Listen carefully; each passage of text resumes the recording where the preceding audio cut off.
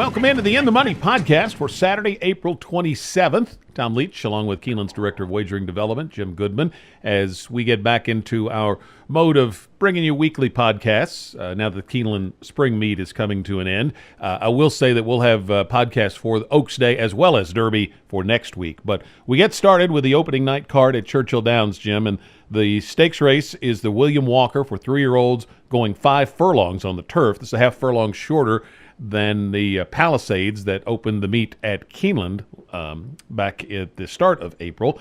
So we've got the horses that finished 1 and 3 in that race, Bulletin and Abyssinian, and Bulletin's the odds-on favorite in here. I guess the question is, can you beat Bulletin? Yeah, I don't think so. I think you saw that race at Keeneland. He was extremely impressive, and I think Wesley thought that he possibly had a chance with Abyssinian, but in that race, he didn't. Bulletin just shot to the lead out of the 10 hole and just never looked back. I don't see any reason to think that he's going to make up 3 3/4 lengths. I think 5 furlongs may even suit Bulletin a little better. He's quick as can be, and he ran 45 and 3 and then put him away down the stretch. So I think Bulletin is the obvious winner here. Kind of like the Keeneland meet, you try to look for a cold exact, and I think the cold exact is probably 1-7 with Bulletin and Abyssinian. They're head and shoulders above anything else in the race. Legends of War, the 3-horse that has not run over here, ran at Great Britain and France in Grade 1 and Grade 2 company. Didn't disgrace himself. Probably has an opportunity to get better. He raced 7 times as a 2-year-old, so that's something. He's a lot more seasoned than most of the American horses. So first time out as a 3-year-old, though, going up against Bulletin, I think it's too tall a mountain to climb. I took Abyssinian in here, and it was just trying to take a shot to beat an odds-on horse. I thought maybe at 5 furlongs she might be better. The other thing that she worked a bullet work on April the 21st after finishing 3rd behind Bulletin, and this is the 3rd race off a long layoff. She'd been off from May until this winter down at Gulfstream. So maybe a little bit improvement could still be there. And you're going to change from Johnny V to Garcia. And Garcia's a guy that rides a lot for Wesley, so that's not a big deal. But what it will do, I think, is guarantee that you'll get a more than fair price on Abyssinian in here. So for that reason, maybe some value. I did the video pick of the week on this race and did try to beat the favorite with Abyssinian, but it's you can certainly make a strong case to single Bulletin in the pick 4, but I will use both of them. Legends of War.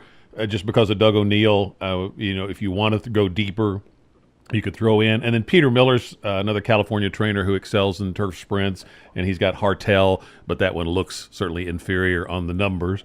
But just on the respect for the connections, you could include that one. But I'm going to try Abyssinian, probably foolishly, to upset Bulletin. Pick 4 starts in the 7th race. It starts with a 75K maiden claimer, mile and a 16th.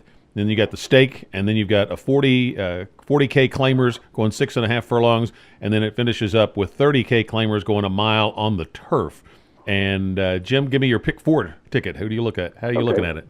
Okay, I did single Bulletin in the second leg, so not a very expensive ticket here. I think it looks fairly formful here at Churchill. We'll see if it changes when they move up the road. It's been very formful at Keeneland the whole meet. Went 3 deep in the first leg, the maiden claimer, with Gentle Warrior probably going to be the top pick.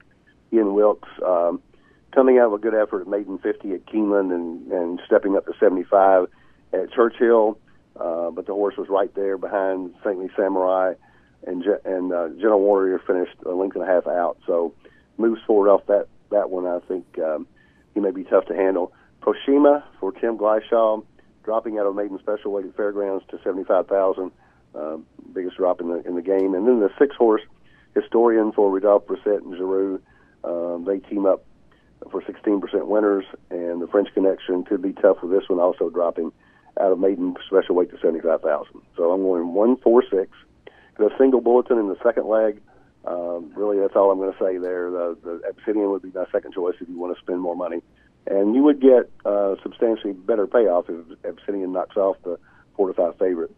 In the 9th race, the $40,000 claimer, I went 4 deep in here with both entries, 1-2, and then the 7-8 Unbridled Outlaw for Romans, I'm going to dismiss that last Gulfstream race and go back to his form prior to that. Both parts of the entry I think are live, and then Eddie Keneally for Belle Tapisserie, coming off a easy win at Gulfstream and stepping up slightly in class to 40,000. So go 1, 2, 7, 8. Then the last leg is the most wide open, and I think you can go as deep as you want in here.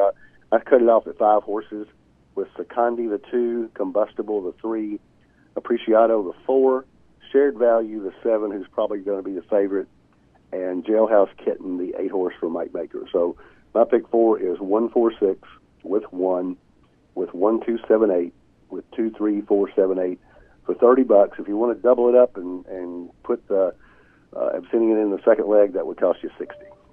I used 3 in the first leg, and I'm with you on the 1 and the 6. The other one for me was Pow, a horse that's dropping out of Straight Maiden Company. The Romans barn was quiet at Keeneland, but he usually heats up at Churchill. Good local work for this one, so I thought at 6-1, I wanted to have that one on the ticket as well. 8th race, I'm going to use the 1 and the 7.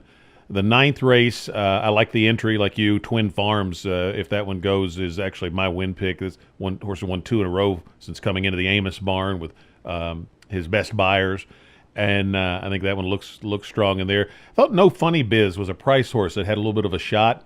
Unbridled Outlaw is next for me. I liked 2, 3, and 8 also, but I didn't want to go that deep to make the ticket too expensive since I was going to include Abyssinian. If you want a single bulletin, then I would say you could add those other 3 on the 9th race, but I'm going to limit it to the 3 horses, 1, 4, and 7. Then I want to go 5 deep in the last leg.